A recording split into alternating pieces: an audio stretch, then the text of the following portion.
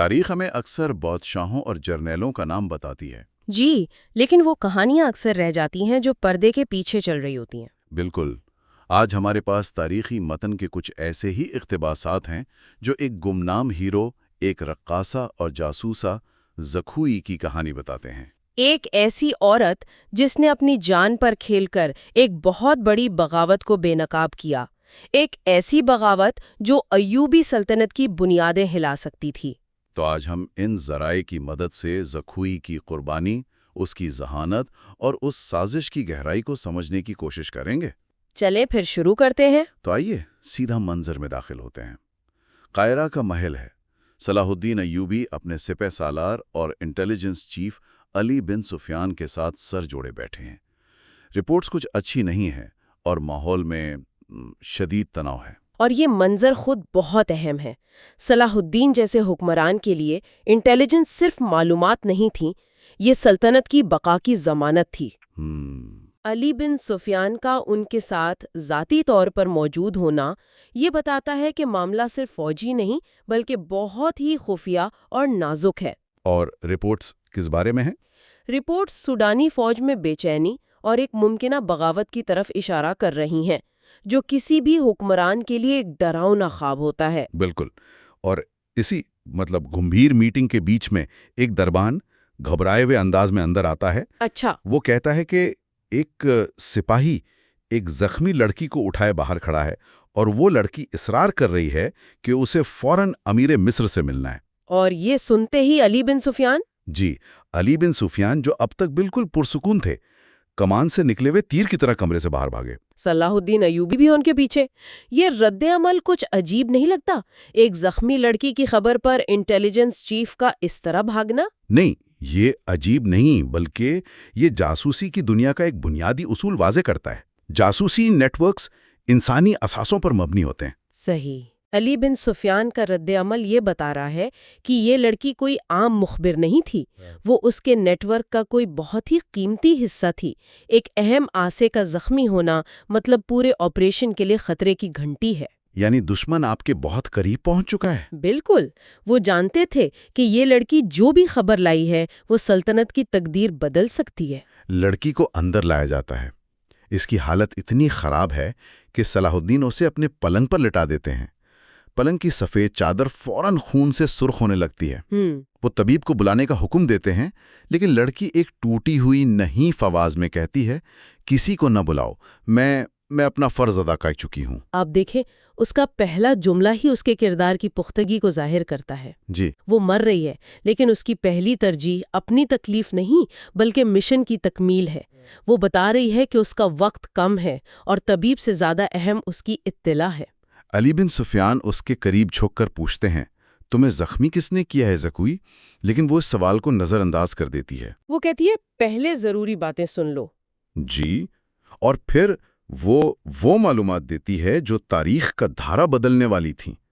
وہ کہتی ہیں کہ شمال مشرق کی طرف 2 سوار بھیجے گئے ہیں جو غدار سالار ناجی کا ایک خط لے کر عیسائی بادشاہ فرینک کو پہنچانے جا رہے ہیں، اور خط کا مقصد ہے سوڈانی فوج میں بغاوت کروانا۔ اور یہاں وہ تفصیلات آتی ہیں جو ایک عام اطلاع کو ایکشنبل انٹیلیجنس بناتی ہیں، یعنی ایسی معلومات جن پر فوراً عمل ہو سکے۔ وہ صرف یہ نہیں بتاتی کہ 2 سوار ہیں، نہیں، وہ ان کے گھوڑوں کے رنگ تک بتاتی ہیں، ایک بادامی اور دوسرے کا سیاہ، اور یہ بھی کہ حلیے سے وہ تاجر لگتے ہیں۔ بالکل۔ یہ معلومات اتنی مکمل ہیں کہ علی بن سفیان کو ٹھیک وہی پتہ چل جاتا ہے جو انہیں سازش کو روکنے کے لیے جاننا ضروری ہے۔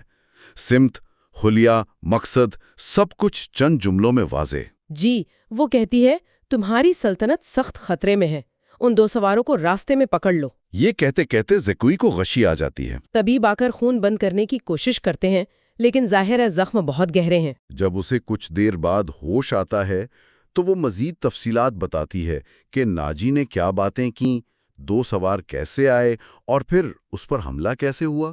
اور یہاں ایک اور بہت ہی دلچسپ نقطہ سامنے آتا ہے۔ کیا؟ وہ بتاتی ہے کہ جب اس پر پیچھے سے خنجر سے حملہ ہوا تو اس نے پلٹ کر حملہ آور پر وار کیا۔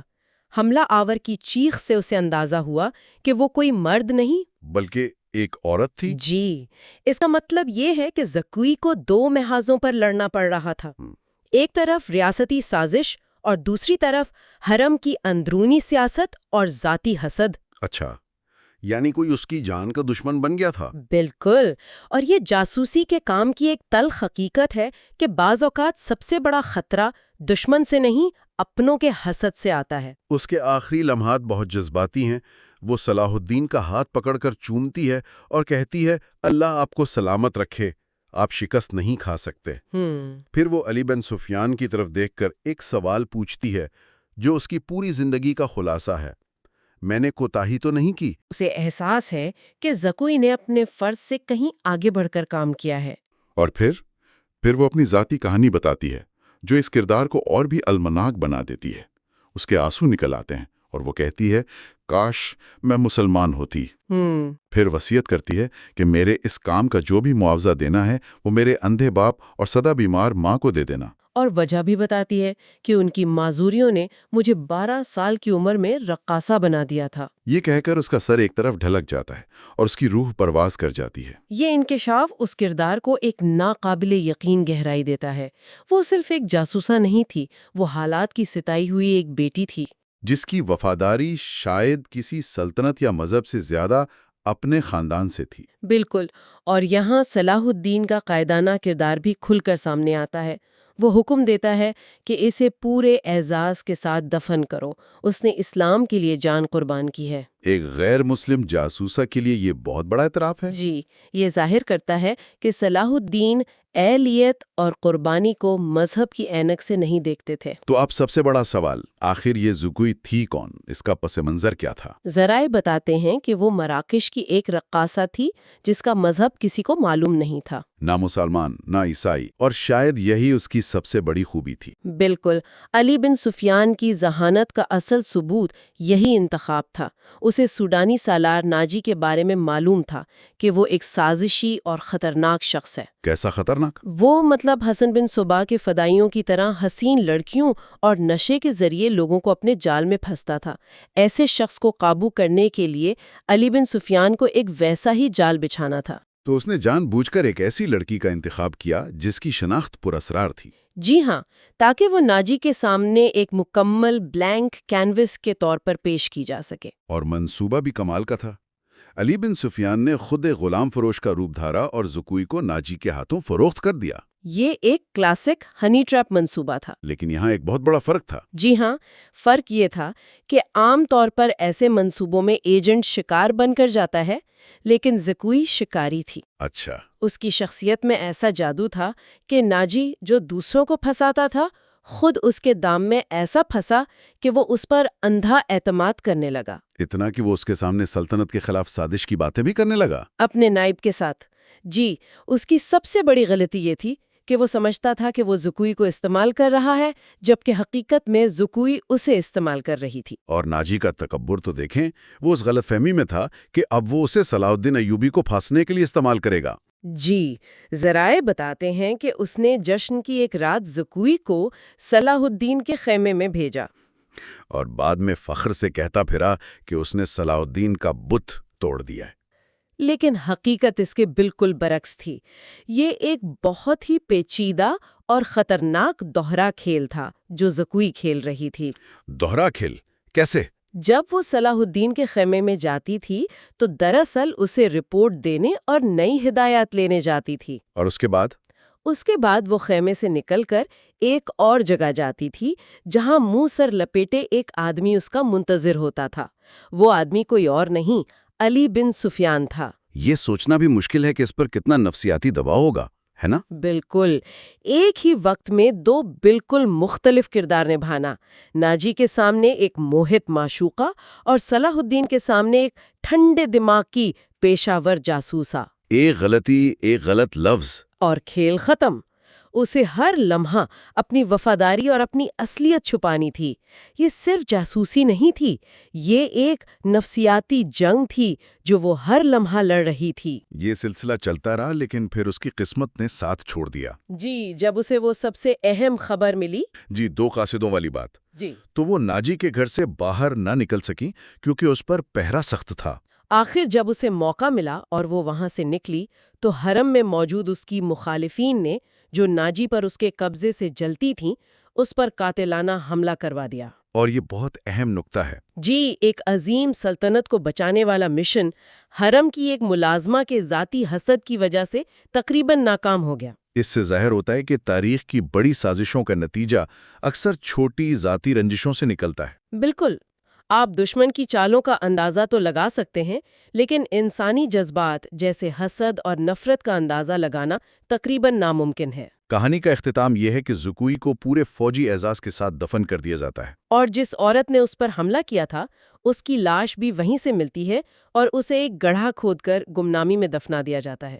فرق واضح ہے۔ اور جس وقت انہیں دفنایا جا رہا تھا، صلاح الدین ایوبی نے وقت ضائع کیے بغیر 8 سوار منتخب کر کے علی بن سفیان کی کمان میں ان 2 قاصدوں کے پیچھے روانہ کر دیے تھے۔ اور علی بن سفیان نے اپنا وعدہ بھی پورا کیا۔ کون سا وعدہ؟ زکوئی کی موت کے کچھ عرصے بعد اس کا معاوضہ، صلاح الدین کا انعام اور وہ رقم جو اس نے ناجی سے وصول کی تھی، سب اکٹھا کر کے مراکش میں زکوئی کے معذور والدین تک پہنچا دیا۔ اس سے ایک اخلاقی ذمہ داری کا احساس ظاہر ہوتا ہے۔ جی، تو آج ہم نے زکوئی کی کہانی کے ذریعے دیکھا کہ تاریخ کی بڑی جنگیں اور سازشیں صرف بادشاہوں اور جرنیلوں کا کمال نہیں ہوتیں۔ ان کے پیچھے انگنام سپاہیوں اور جاسوسوں کی قربانیاں ہوتی ہیں، جن کا نام اکثر تاریخ کے صفحات میں کہیں کھو جاتا ہے۔ یہ واقعہ صلاح الدین ایوبی کی قیادتانہ صلاحیتوں کو بھی ایک منفرد زاویے سے دکھاتا ہے۔ کیسے؟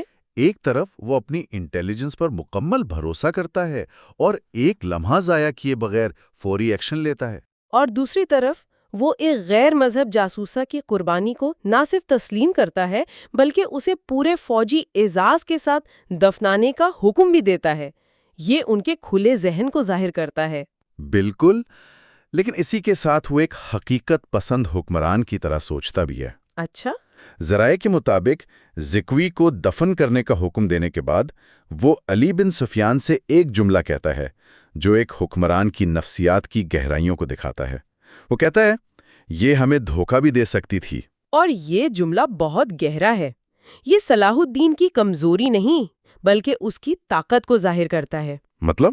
ایک حکمراں کی حیثیت سے وہ جانتا ہے کہ جاسوسی کی دنیا میں وفاداری ہمیشہ مشروط ہوتی ہے۔ اس نے زکوئی کی قربانی کو تسلیم کیا، اس کا احترام کیا، لیکن اس کے ذہن میں یہ امکان بھی زندہ رہا کہ یہ سب ایک بہت بڑا جال بھی ہو سکتا تھا۔ یعنی امید بہترین کی لیکن تیاری بدترین کے لیے۔ بالکل، اس کے لیے بھروسہ ایک عملی ضرورت ہے، کوئی جذباتی وابستگی نہیں۔ اور یہی نکتہ ہمیں آج کے آخری سوال کی طرف لے جاتا ہے۔ ذرائع سے یہ بات سامنے آتی ہے کہ زکوئی کی لازوال قربانی کے باوجود صلاح الدین کے ذہن میں ایک لمحے کے لیے یہ شک موجود تھا کہ اس پر مکمل بھروسہ نہیں کیا جا سکتا۔ یہ ایک اہم سوال اٹھاتا ہے۔ جاسوسی اور جنگ کی دنیا میں جہاں ہر شخص ایک نقاب پہنے ہوئے ہے، کیا کسی کی وفاداری پر کبھی مکمل یقین کیا جا سکتا ہے، یا ہر تعلق کی بنیاد ہمیشہ ایک سوچے سمجھے خطرے پر ہی قائم رہتی ہے؟